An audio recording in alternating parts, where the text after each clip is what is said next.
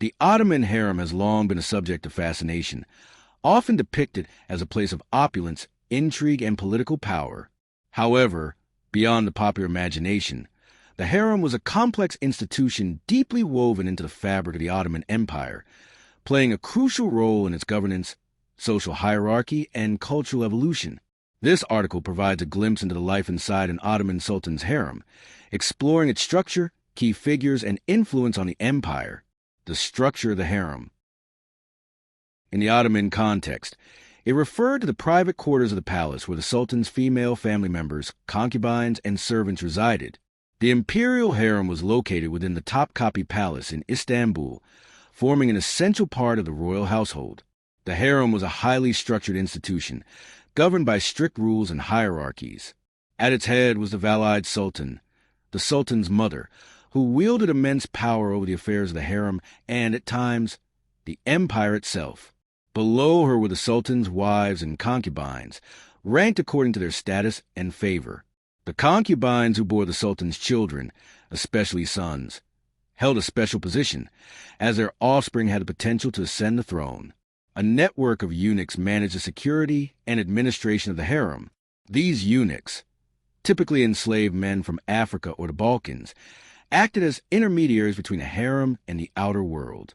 The chief black eunuch, known as the Kisler Aga, was one of the most influential figures in the Ottoman court, often serving as a key advisor to the Sultan and Valide Sultan. Life inside the harem. Contrary to the romanticized depictions of the harem as a place of leisure and indulgence, life inside was highly regulated and often political. The women of the harem received extensive education in literature, music, calligraphy, and languages to prepare them for their roles. Many concubines were trained in statecraft and diplomacy, as they could wield considerable influence if they became favorites of the sultan. Entertainment and cultural activities flourished within the harem. Poetry readings, musical performances, and elaborate festivities were common, reflecting the sophistication of Ottoman court life. However, beneath this veneer of refinement lay intense rivalries and power struggles. Competition for the sultan's favor was fierce, and alliances were formed and broken as women sought to secure their positions and advance their children's prospects. The Walid Sultan played a crucial role in maintaining order within the harem. She oversaw the selection and training of concubines, mediated disputes, and ensured loyalty to the dynasty. Some Walid sultans, such as Curiosities Sultan and Hürrem Sultan, transcended the confines of the harem to become powerful political figures, shaping imperial policies and even engaging in state affairs. The harem's political influence. The Ottoman harem was not merely a private residence, but a political institution with far-reaching influence. The period known as the Sultanate of Women's 16th to 17th centuries saw several Walid sultans and influential consorts exert significant control over the empire. These women acted as regents for young sultans, advised on military campaigns, and played a role in diplomatic relations. Hürrem Sultan, the wife of Sultan Suleiman the Magnificent, is a prime example of a harem woman who shaped history. Originally a concubine of Ukrainian origin, she became Suleiman's legal wife, breaking Ottoman traditions.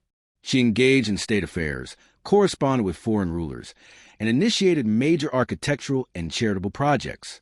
Her rise to power set a precedent for other influential women in the harem. Similarly, Curiosities Sultan wielded enormous authority during the reigns of her sons and grandson. She navigated palace intrigues, influenced court appointments, and was instrumental in stabilizing the empire during times of political turmoil. However, her power also made her a target, ultimately leading to her assassination. The decline of the harem's influence. As the Ottoman Empire began to decline in the 18th and 19th centuries, the power of the harem diminished.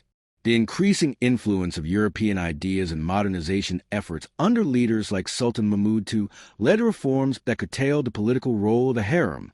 The transition from Topkapı Palace to Dolmabahce Palace in the mid-19th century further symbolized the decline of the harem's traditional power structure.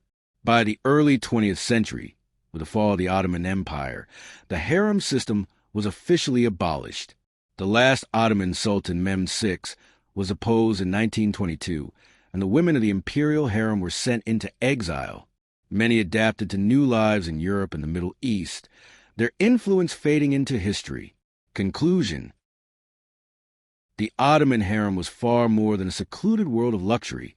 It was a center of education, culture, and political maneuvering. The women who lived within its walls were not mere passive figures, but played vital roles in shaping the empire. Their legacy endures in historical records, literature, and the magnificent palaces that once housed them, offering a lasting glimpse into an era where power was often veiled behind embroidered screens.